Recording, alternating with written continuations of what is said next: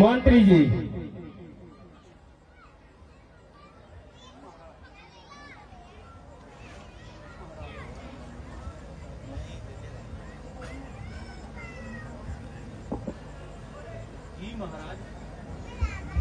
जी महाराज। मंत्री जी, क्या बेटा राम और लक्ष्मण की कोई खबर आई है? नहीं महाराज, वो दोनों विश्वामित्र जी के साथ तो गए हैं। मंत्री जी, मुझे मुनि विश्वामित्र पर पूर्ण विश्वास है कि वो राम और लक्ष्मण को सकुशल लेकर आएंगे। हाँ महाराज, मनु विश्वामित्र जी पूर्ण ज्ञानी हैं। महाराज, वह राम और लक्ष्मण जी को जरूर लेके आएंगे। मंत्री जी, ये बताइए कि सारी प्रजा खुशहाल है? हाँ महाराज, सारी प्रजा खुशहाल है। मंत्री जी, कि हमारी प्रजा में किसी दुखियों को सताया तो नहीं जाता? नहीं महाराज, हमारी प्रजा में सब कुशल मंगल है। मंत्री जी, मेरा मन बहुत ही व्याकुल है। पता नहीं राम और लक्ष्मण कब आएंगे।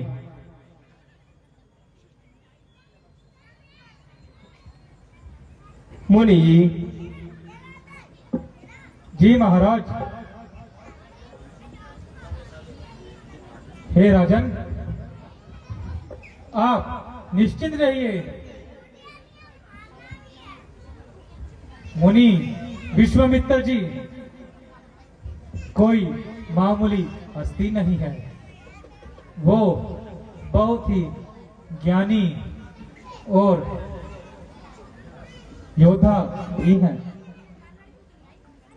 वो जल्दी ही राम लक्ष्मण को लेकर अयोध्या आते होंगे।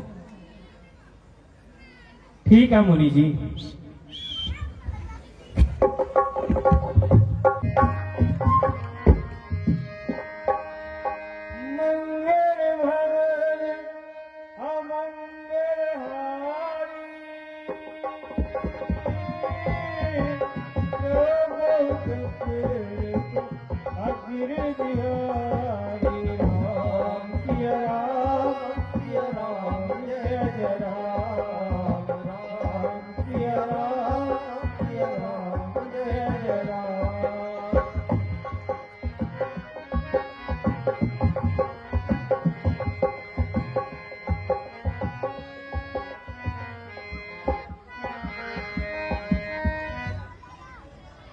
मंत्री जी।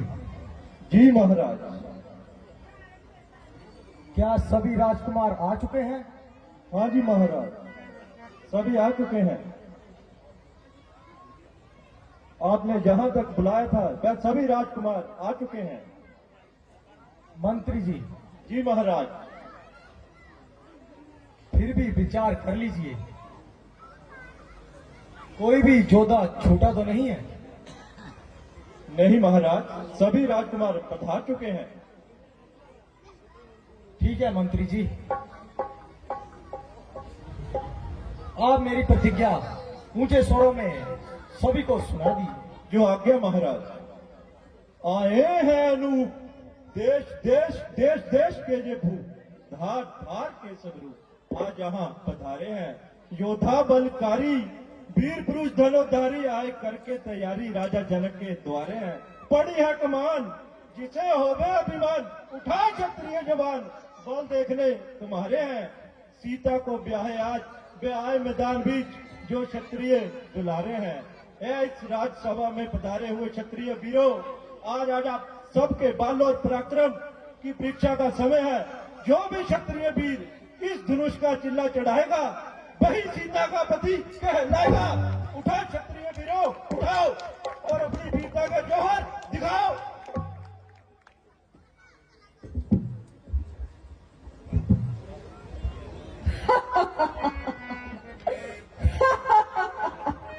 अरे ये धनुष बहुत पुराने धनुष पर इतना अभिमान है। भारी है तो क्या हुआ, आखिर कमाल है। चाहूं तो तोड़ दूं इसे हाथ से, क्यों सर पे उठाया आसमान है।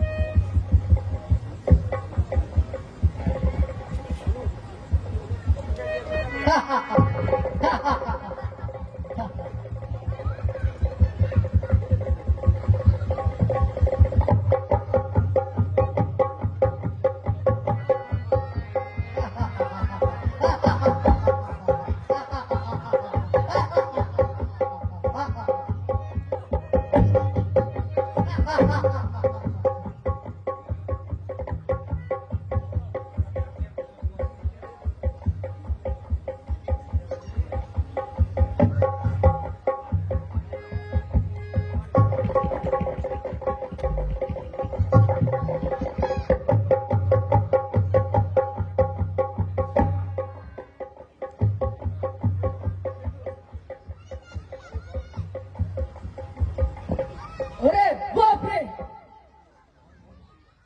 ये कमाल तो बहुत ही भारी है। वास्तव में तो ये धनुष है ही नहीं, इसे फिर कभी देख लेंगे।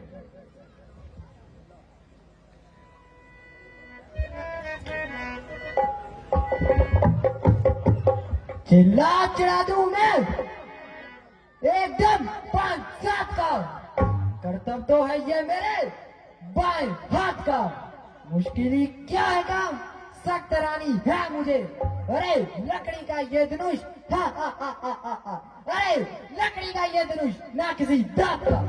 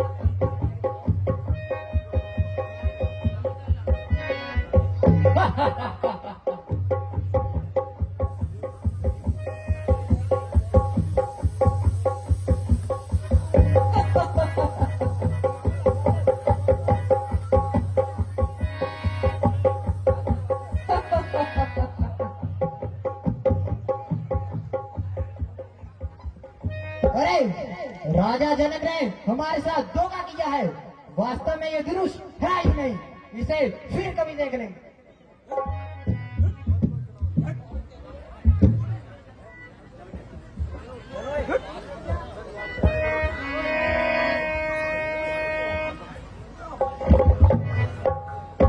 चलूंगा जिस जमीन में उस पे कुछ चाल आएगा। मम्मी घर की भाग गई, पापा आर पार जाएगा और मैं सीता के साथ चंबल बन जाऊंगा। हा हा हा हा हा।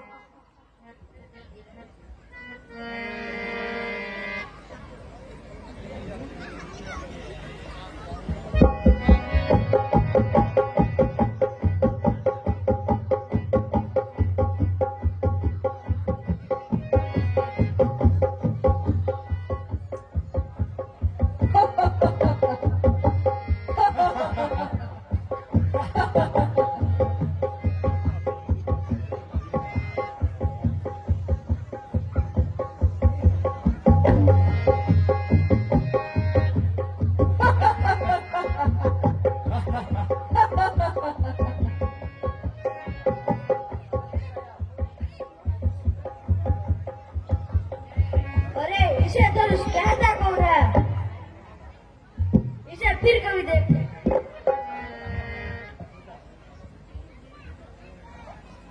आया हूँ बड़ों से, खाता हूँ कविता, तोड़ूंगा इस धनुष को, ले जाऊंगा सीता।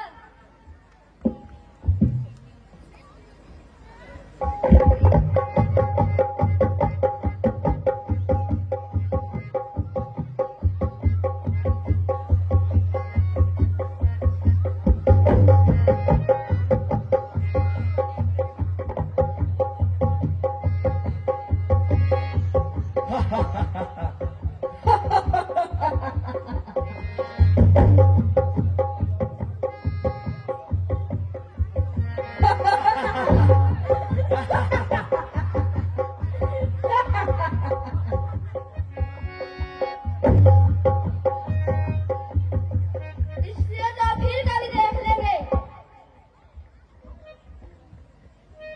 आया हूँ मैं गगरेट से, खाता हूँ पपीता, तोड़ दूंगा धनुष को और अकेले में ले जाऊंगा सीता।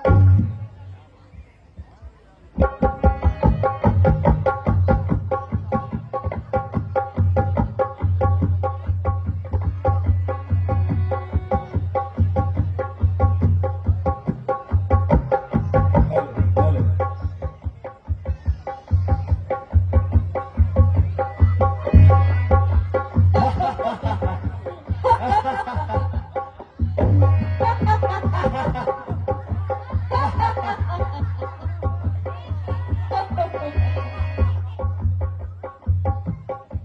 इसे तो फिर कभी देख लेंगे।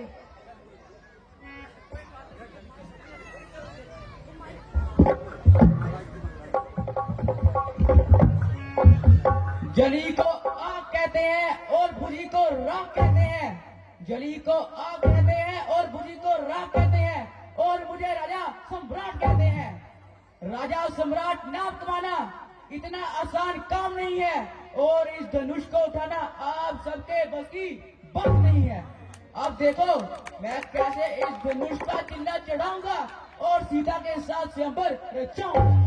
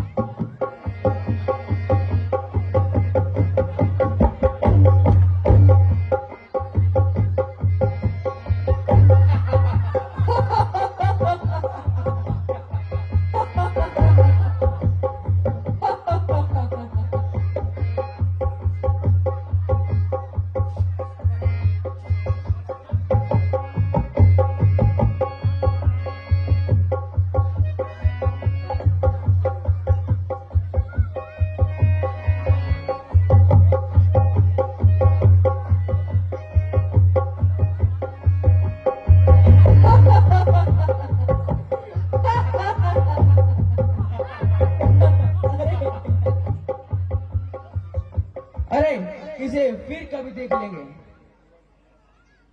इसे उठाने का तो मेरा मन ही नहीं था, मैं तो बस इसे केवल देखने ही आया था। बस बस जनाब, सबकी ताकत खत्म हुई। बैठे हैं सिर झुकाए, सबकी हिमाकत खत्म हुई। अब देखिए चढ़ता है चिल्ला का मान का और सबकी हिमाकत खत्म हुई।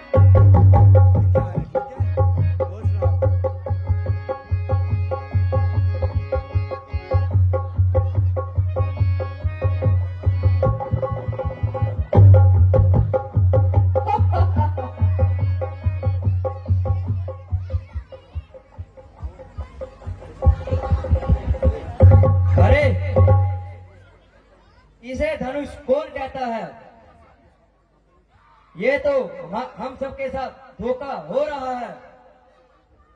इसे फिर कभी देखेंगे।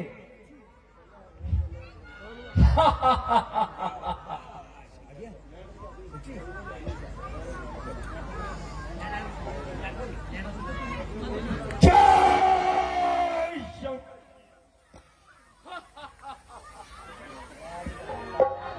कर लेंगे छोकरे हर एक काम को, तो कौन जानेगा दुनिया में रावण के नाम। मेरे बिना यह काम कर सकता न कोई। दिल से निकाल दीजिए अपने काबू ज्ञानों को।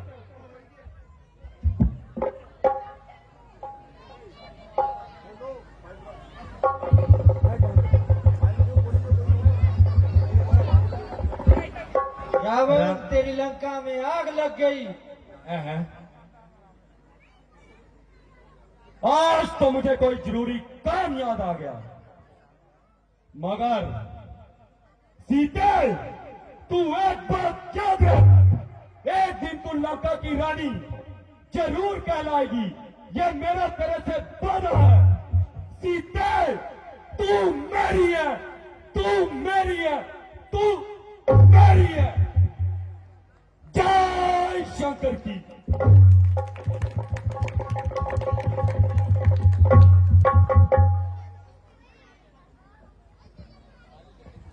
अफसोस, पृथ्वी बहादुरों से खाली हो गई।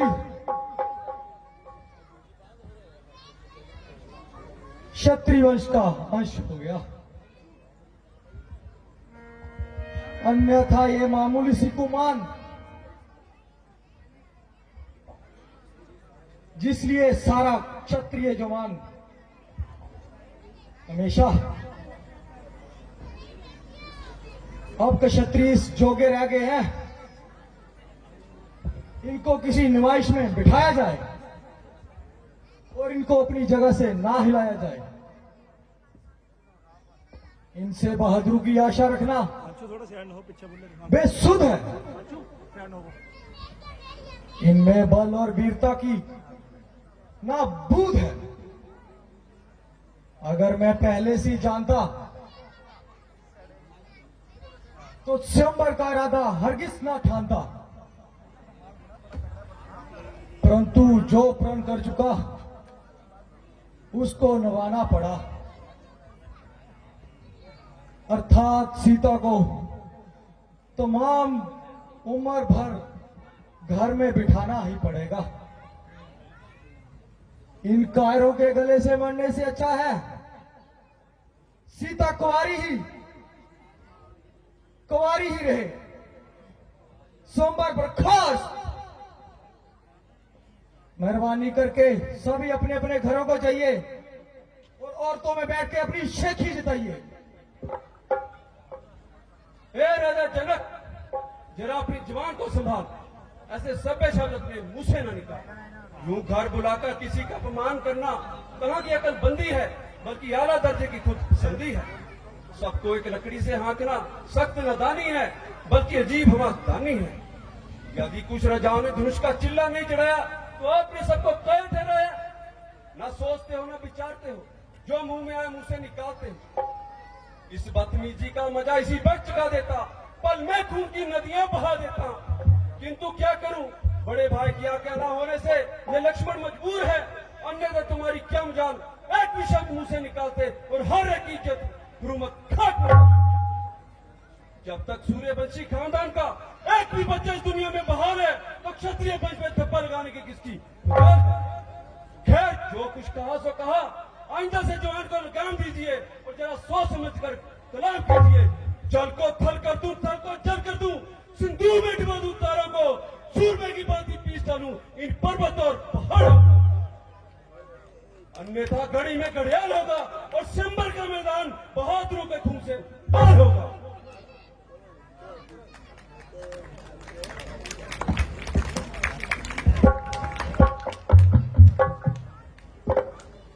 बेटा,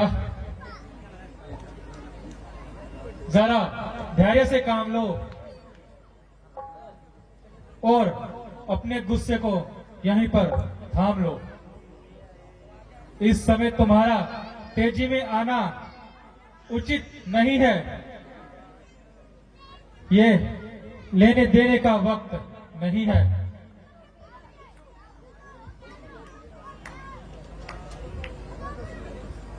महाराज जनक ने स्वयंवर का सम्मान किया है, ना कि जंग का ऐलान किया है। इस समय वह खुद निराश हैं। उनकी सभी मनोकामनाओं का नाश हो रहा है। बेटा लक्ष्मण,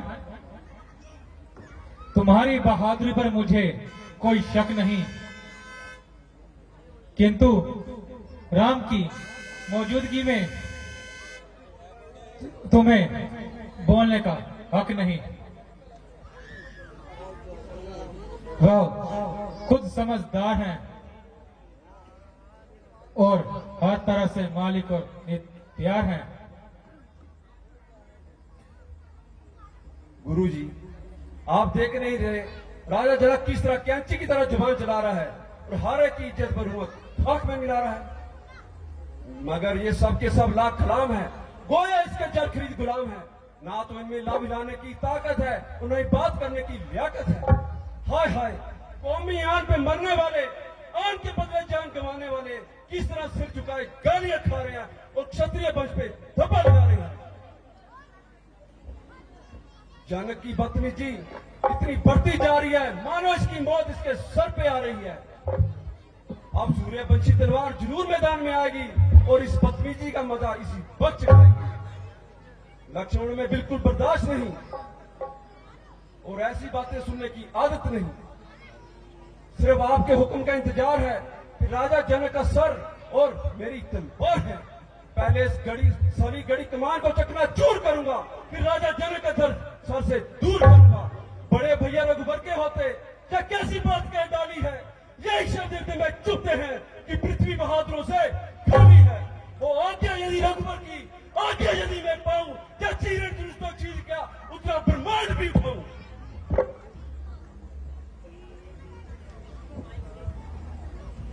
मेरे बहादुर भाई, ये केवल तुम्हारा ख्याल है, अन्यथा तुम्हें कायर और बुज़दिल कहने की भला किसमें मजाल है। कोई मनुष्य तुम्हें ऐसे अशब्द कहे और राम बैठा यहां पर सुनता रहे। मेरे भाई, जब आपने इस धनुष को हाथ तक नहीं लगाया तो फिर आपकी वीरता पर कैसा फकर आया।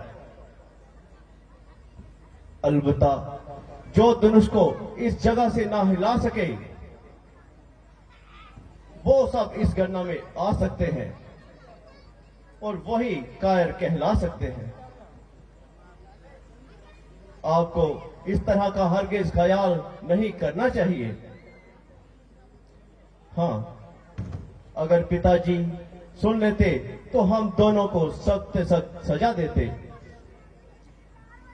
इसके अलावा हम दोनों यहां अपनी मर्जी से नहीं आए हैं, बल्कि मुनि विश्वामित्र जी इस समय हम दोनों के स्वामी हैं। वह जो भी हमें हुक्म दे वही हमें करना चाहिए और उनकी आज्ञा से बाहर कदम नहीं धरना चाहिए।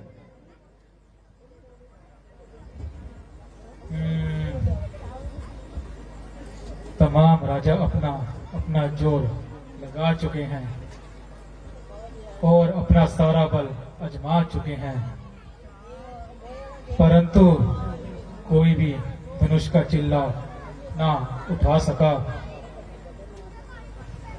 इधर जनक राजा निराश हो गए हैं और उधर उनका चिल्ला बिल्कुल सफेद है और इधर लक्ष्मण का गुस्सा और गंभीर होता जा रहा है।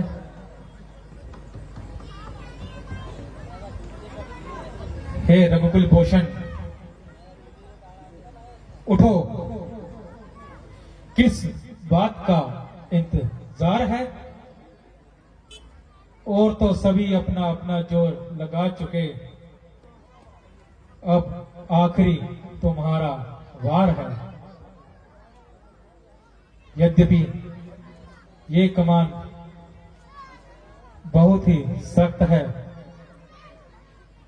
यही तुम्हारी परीक्षा का वक्त है। जाओ अपनी रघुवीरता की जोहर दिखाओ। निस्संदेह तुम्हारी जय होगी और स्वयंवर की शर्त तुम्हारे नाम होगी।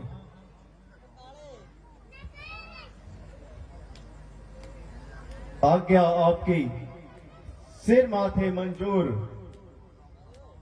अब तक तो मैं चुपता रहा था, मैं मजबूर। आशीर्वाद है अगर आपका है राम के साथ, इसलिए ये कुछ भी नहीं है, मामूली सी बात।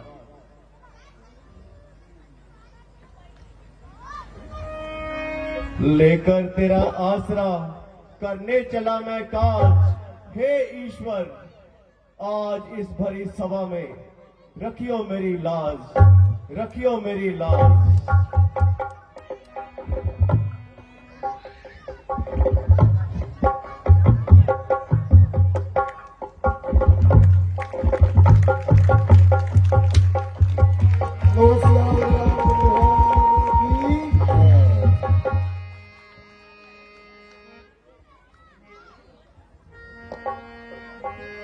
आयुष्मान भव। तुम धन्य हो राम, धन्य हो।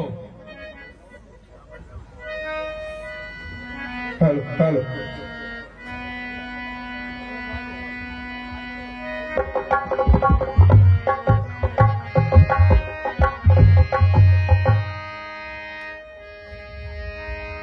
मंत्री जी,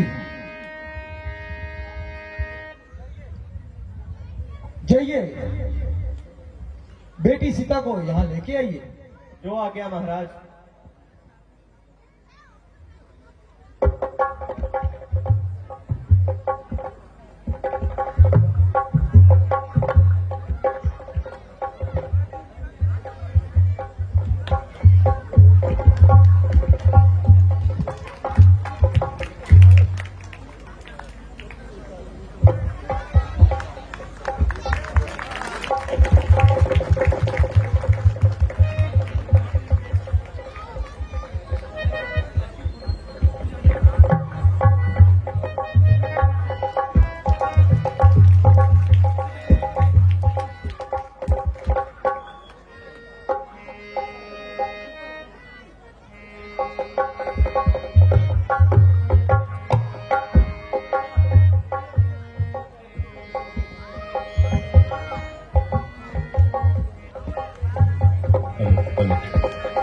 स्वयंवर की शर्त पूरी हुई। आप सभी अपने अपने घरों को जा सकते हैं।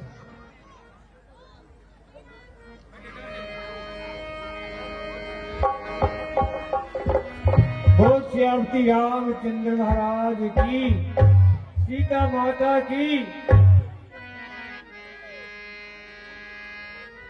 हेलो।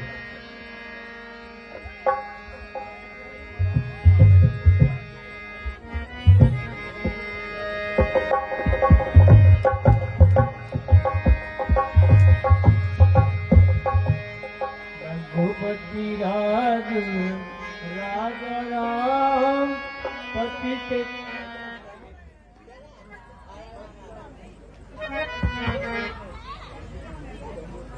मेरे गुरु के धनुष को किसने तोड़ा? शीघ्र उसको मेरे सामने लाओ और अधिक देर न लगाओ, नहीं तो सबको मार दूंगा और हरेक को मौत के घाट उतार दूंगा। आए तुम परशुराम को भूल गए और इसलिए न भूल गए।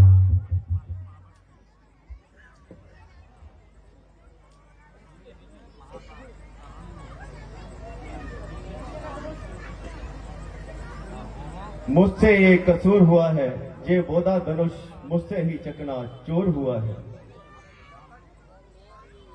क्या तुम्हें मौत की परवाह नहीं या जिंदगी की चाह नहीं?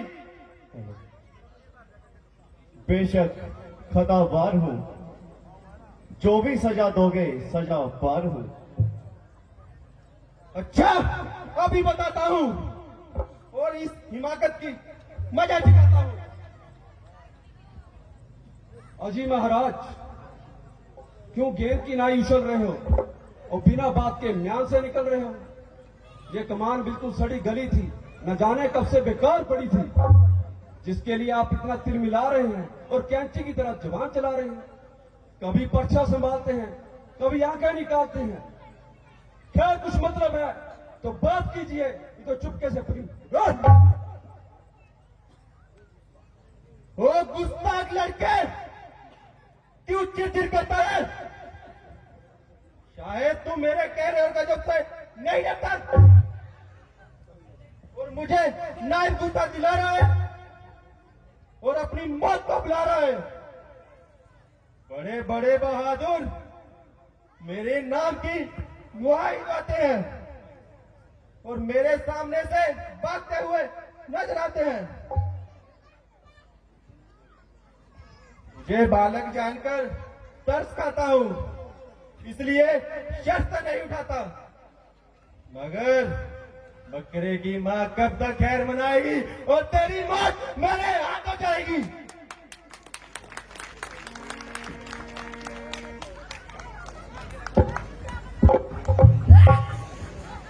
सामने से चला जा, वरना कच्चे कच्चे के चुबा जाऊंगा।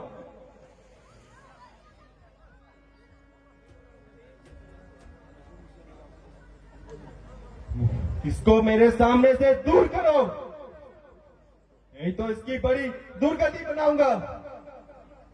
महाराज, आप अपनी आंखें बंद कर लीजिए तो आपको कुछ भी नजर नहीं आएगा। तू मुझे दिखाई न दे, भलाई इसी में है तेरी। तेरी आवाज मुझे सुनाई न दे। इसका इलाज बिल्कुल आसान है। आप अपने कानों में उंगली डाल लीजिए तो आपको चारों तरफ सुनसान है। तू बड़ा शरीर है, आप ये उधर बात कर, मेरे हाथ में भी तीर है। ओ बचवान, साक्षात शैतान, अभी बताता हूं तेरे तीर और कमान। महाराज, लक्ष्मण की बातों पर न जाइए, जरा गुस्से पर जब्त फरमाइए। बस भ्राता जी, बस। अब सहन की अवधि हो चुकी। लक्ष्मण के कानों को ऐसी बातें सुनने की आदत नहीं। आपने हिताई महाराज महाराज कह के इनका दिमाग साथ में आसमान पे चढ़ा दिया है और आपकी नरमी ने इसका हौसला इसे कदर बढ़ा दिया है। अब मुझे अवश्य ही तलवार संभालनी पड़ेगी और इसकी है हवा दिमाग से निकालनी पड़ेगी। आप अपने शस्त्र बड़ी खुशी से संभालिए और अपने दिल के अरमान निकालिए। अरे कमबख्त, तेरे दिल में क्या हवस भरी है? मालूम होता है तेरी मौत तुझे यहां लेकर आई है। बड़े बड़े शूरवीर मेरे नाम की बहादुरी का सिक्का मानते हैं और मेरी ताकत को अच्छी तरह जानते हैं। बहुत से क्षत्रिय मेरे हाथों से मारे गए और मृत्यु के घाट उतारे गए। जो सामने आया वो जिंदा बच के ना जाना पाया। जब ऐसे ऐसे योद्धा मेरे मुकाबले में ताब ना लगा सके तो तेरी क्या गुस्ताख।